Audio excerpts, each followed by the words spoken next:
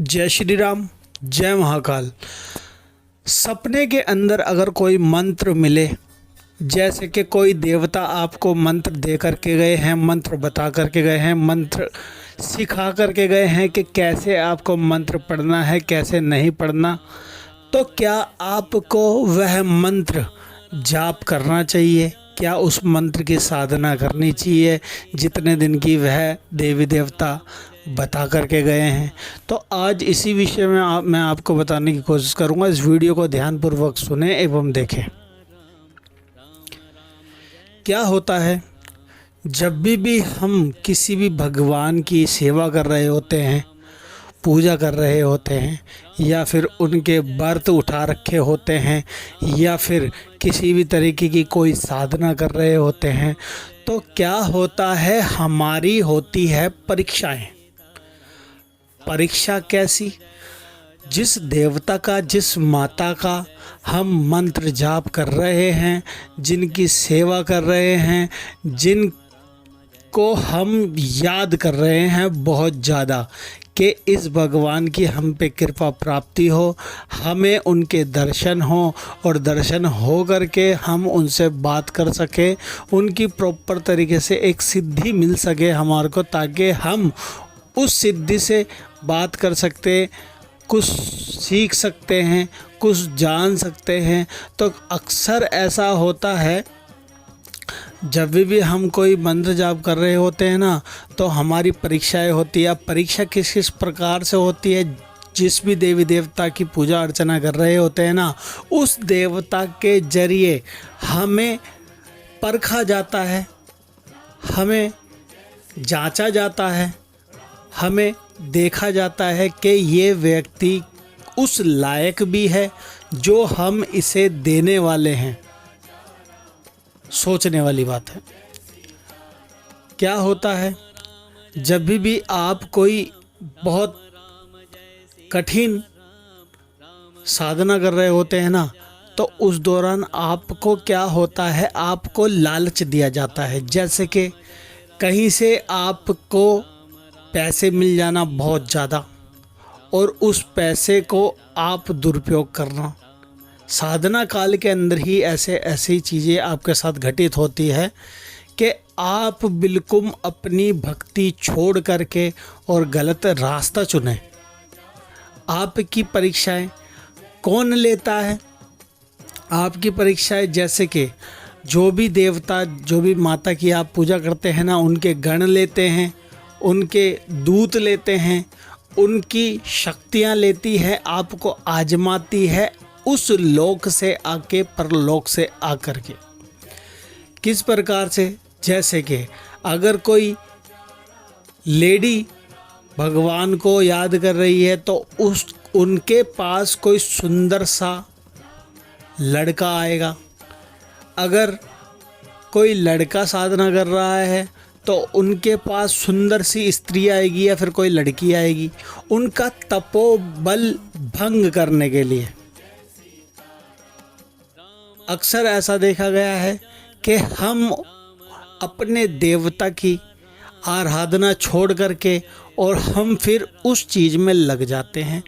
उससे क्या होता है, हमारा सारा दिमाग, हमारा सारा फोकस उस व्यक्ति के अंदर चले जाता है और हमारी सारी साधना खंडित होती चली जाती है। सारी साधना, सारा तपोबल नष्ट होता चले जाता है। इसी प्रकार से हमें पैसों का लालच दिया जाता है। जैसे कि हम कहीं गए हैं और हमारे आसपास कई लाखों रुपए रख दिए गए हैं और हमारे को छल रहे होते हैं, हमारे को देख रहे होते हैं कि ये व्यक्ति ये सारे पैसे उठाता है या नहीं उठाता, या उठा करके उस व्यक्ति को दे देता है जिसके हैं या नहीं। जैसे कि रास्ते में चलते समय कोई आपको नोटों से भरा हुआ थैला दे गया हो, या फिर आपके पास कहीं से एकदम से बहुत सारा पैसा आ गया हो। अब आप उस पैसे का क्या करोगे? घर पे लाओगे, मंदिर में दे के आओगे, पुलिस स्टेशन पे दे के आओगे, पुलिस थाने में दे के आओगे, या फिर ढूंढोगे जिसका पैसा था उसको देना है या फिर आप उस पैसे को लेके आ जाते हो। तो इस तरीके से आपके साथ छोटे छोटे छलावे होते रहते हैं, आपको शक्तियाँ परखती रहती है हर समय हर घड़ी। इस तरीके से आपके साथ छोटी छोटी बातें होती रहती है।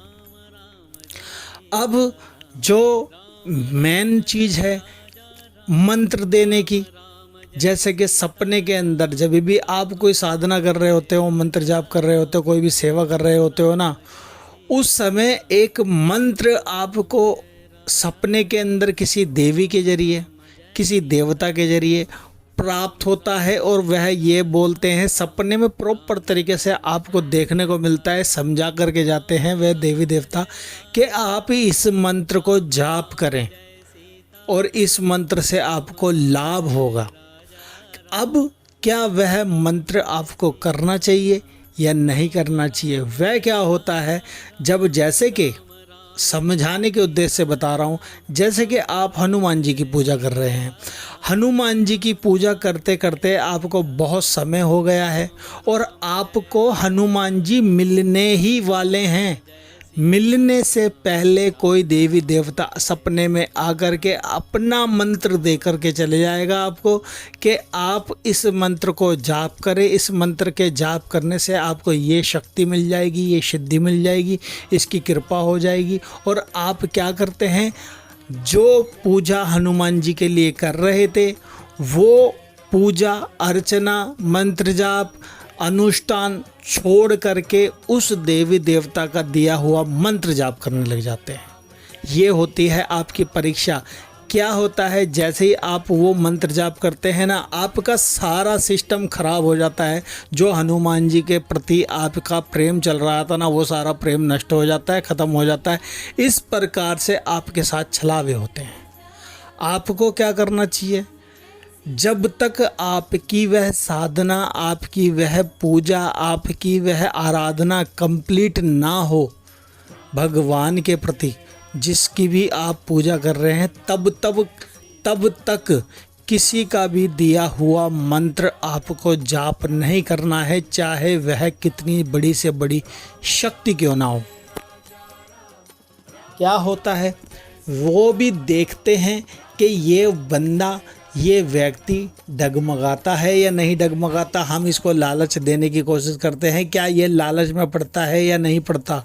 इसलिए कभी भी कोई पूजा कर रहे हो, कोई आराधना कर रहे हो, कोई मंत्र जाप कर रहे हो, कोई साधना कर रहे हो, उसके बीच में किसी भी देवी देवता का दिया हुआ मंत्र आप लिख करके रख सकते हो अपने पास।